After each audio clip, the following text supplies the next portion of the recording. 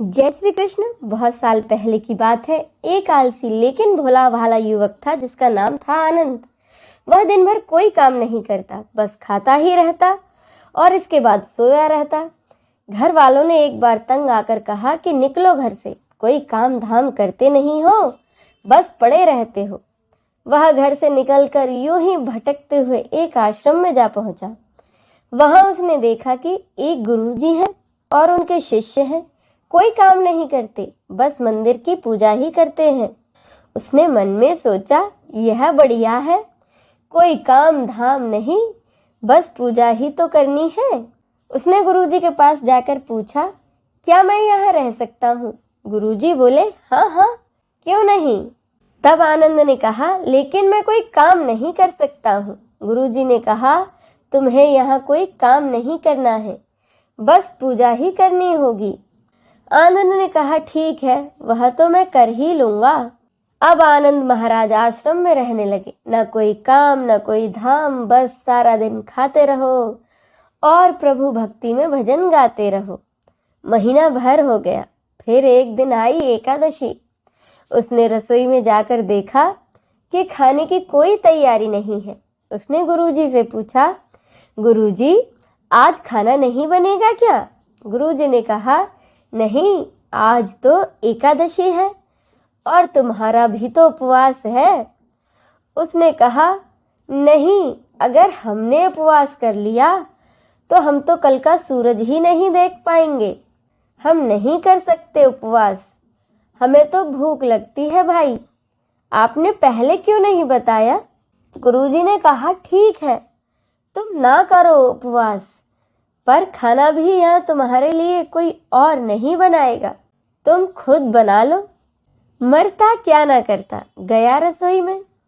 गुरुजी फिर आए और बोले, देखो, अगर तुम खाना बना लो तो सबसे पहले राम जी को भोग जरूर लगा लेना, और हाँ, यहाँ नहीं, नदी के उस पार जाकर बना लो अपनी रसोई।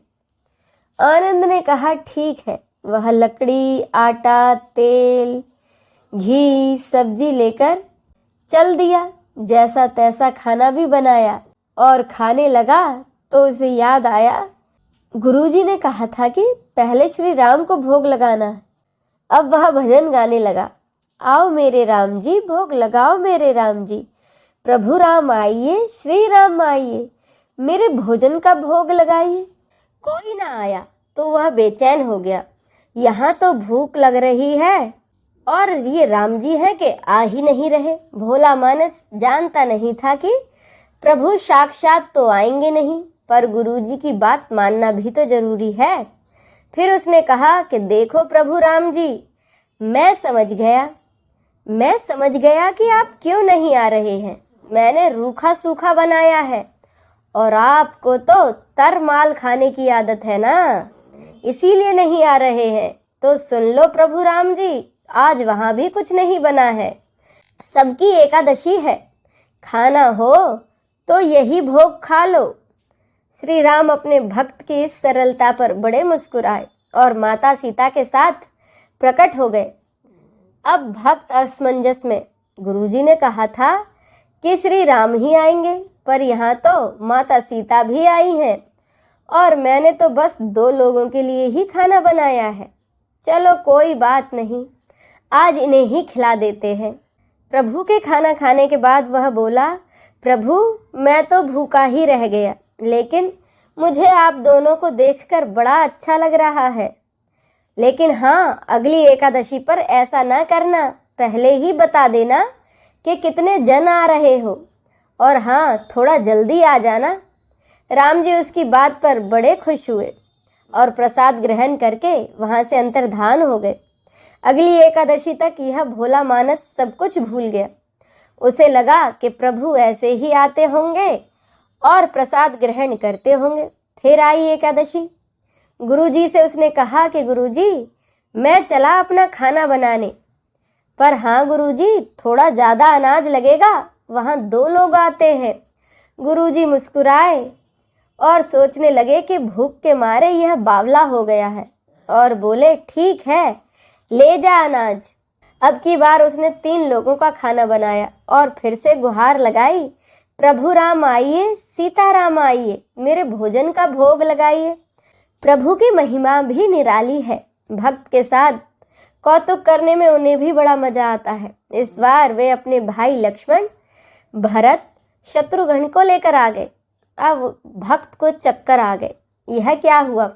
एक का भोजन बनाया तो 2 आ गए। आज 2 का खाना ज्यादा बनाया तो पूरा खानदान आ गया। लगता है आज भी भूखा ही रहना पड़ेगा। सबको भोजन लगाया और बैठे बैठे देखता रहा। अनजाने ही सही उसकी एकादशी फिर से हो गई। फिर अगली एकादशी आने से पहले उसने गुरुजी से कहा कि गुरुजी, ये आपके प्रभु राम जी अकेले क्यों नहीं आते हैं? हर बार कितने सारे लोगों को ले आते हैं। इस बार अनाज थोड़ा ज्यादा देना। गुरुजी को लगा कहीं ये अनाज बेचता तो नहीं है, देखना पड़ेगा। गुरुजी ने भंडार में कहा कि इसे जितना अनाज चाहिए दे दो और छुपकर उसे देखने चल पड़े। इस बार आनंद ने सोचा कि खाना पहले नहीं बनाऊंगा, पता नहीं कि कितने लोग आ जाएं। पहले बुला लेता हूँ, फिर बनाता हूँ। फिर उसने टेर लगाई, प्रभु राम आइए, श्री राम आइए, मेरे भोजन का भोग लगाइए। सारा राम दरबार मौजूद। इस बार तो हनुमान जी भी साथ आए, लेकिन यह क्या, प्रसाद तो तैयार ही नहीं है। भक्त ठहरा भोला भाला, बोला, प्रभु इस बार मैंने खाना नहीं बनाया। प्रभु ने पूछा कि क्यों? तो वह बोला, मुझे मिलेगा तो है नहीं, फिर फायदा ही क्या बनाने का, आप ही बना लो और खुद ही खा लो। राम जी मुस्कुराए, सीता माता भी गदगद हो गई उसके मासूम जवाब से। लक्ष्मण जी बोले कि भैया अब क्या करें? प्रभु राम बोले, भक्त की इच्छा है, पूरी तो करनी ही पड़ेगी, चलो लग जाओ काम से। अब लक्ष्मण जी ने लकड़ी उठाई, माता सीता आटा सानने लगी। भक्त एक तरफ बैठा बैठा देखता रहा। माता सीता रसोई बना रही थी तो कई ऋषि मुनि, यक्ष, गंधर्व प्रसाद लेने आने लगे। इधर गुरुजी ने देखा खाना तो बना नहीं और भक्त एक कोने में बैठा है। गुरुजी ने आकर पूछा, बेटा क्या बात है, खाना क्यों नहीं बनाया? वह बोला, अच्छा किया गुरुजी आप आ गए, देखिए कितने लोग आते हैं प्रभु के साथ। गुरुजी बोले, मुझे तो कुछ नहीं दिखाई दे रहा तुम्हारे और इस अनाज के सिवा। भक्त ने माथा पकड़ लिया। एक तो इतनी मेहनत करवाते हैं प्रभु, भूखा भी रखते हैं और ऊपर से गुरुजी को दिखाई भी नहीं दे रहे हैं, ये तो और मुसीबत की बात है। उसने प्रभु से कहा कि आप गुरुजी को क्यों नहीं दिखाई दे रहे हैं? प्रभु बोले, मैं उन्हें नहीं दिख सकता। वह बोला, क्यों? वे तो बड़े पंडित हैं, ज्ञानी हैं, विद्वान हैं, उन्हें तो बहुत कुछ आता है, उनको क्यों नहीं दिखाई देते आप? प्रभु बोले, माना कि उनको सब कुछ आता है, पर वे तुम्हारी तरह सरल नहीं हैं, इसीलिए उनको नहीं दिख सकता। आनंद ने गुरुजी से कहा कि गुरुजी, प्रभु कह रहे हैं आप सरल नहीं हैं, इसीलिए आपको नहीं दिखेंगे। अब गुरुजी रोने लगे। वाकई मैंने सब कुछ पाया, पर सरलता नहीं पा सका तुम्हारी तरह, और प्रभु तो मन की सरलता से ही मिलते हैं। गुरुजी की यह बातें सुनकर प्रभु प्रकट हो गए और गुरुजी को भी दर्शन दिए। इस तरह एक भक्त के कहने पर प्रभु राम ने भी रसोई बनाई। तो ये तो थी प्रभु राम के एक भोले भाले भक्त की एकादशी की कथा। जय श्री राम।